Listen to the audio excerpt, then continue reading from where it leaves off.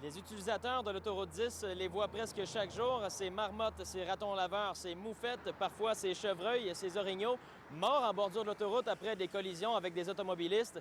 Ils étaient 10 maires et mairesses réunis ce matin pour demander des modifications majeures au tronçon entre Bromont et Magog.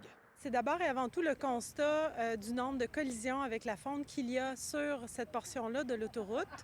Le constat également que l'autoroute 10 constitue vraiment une barrière au déplacement de la faune sur le territoire et le fait qu'il y ait très peu d'infrastructures existantes qui permettent le passage sécuritaire de la faune sous l'autoroute 10. Le corridor passerait sur nos territoires et toutes les mesures qui doivent être prises pour mitiger les accidents routiers et la libre circulation passent sur nos territoires.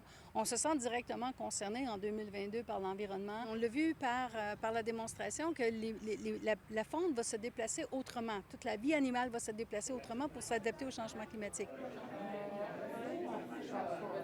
Qu'est-ce que vous pouvez nous dire concrètement sur les modifications qui pourraient être apportées et les créations de nouvelles infrastructures?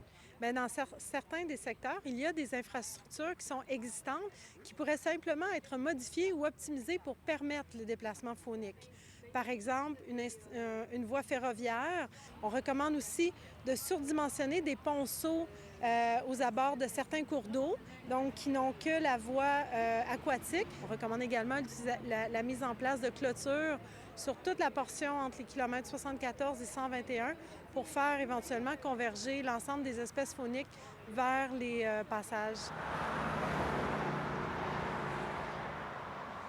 C'est prématuré là, de donner un échéancier sur le calendrier du corridor, de donner des sommes. Je pense qu'à la base, il faut s'asseoir. Puis, je ne suis pas le genre de gars là, qui vous dit OK, on fait des comités puis on se reverra dans 4 ans. Ce n'est pas comme ça que ça fonctionne. On va mettre en place ce comité rapidement après l'élection.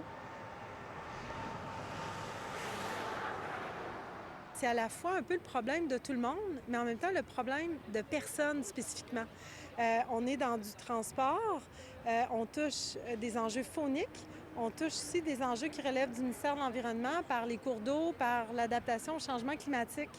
Et ça devient un peu comme une balle qui se promène et nous, ce qu'on veut vraiment, c'est qu'il y ait un leadership du MTQ. Dans la proposition, on ne demande pas à ce que demain matin, on installe ces infrastructures-là très, très rapidement. Ce qu'on demande, c'est de s'arrimer au calendrier de réfection des travaux. Ça pourrait nous laisser sur notre appétit si on a un comité qui se met en place et puis qui pense longtemps à ce qui pourrait être fait, alors qu'on a déjà un plan d'action qui a été pensé, réfléchi, étudié. Après la réflexion vient le plan d'action.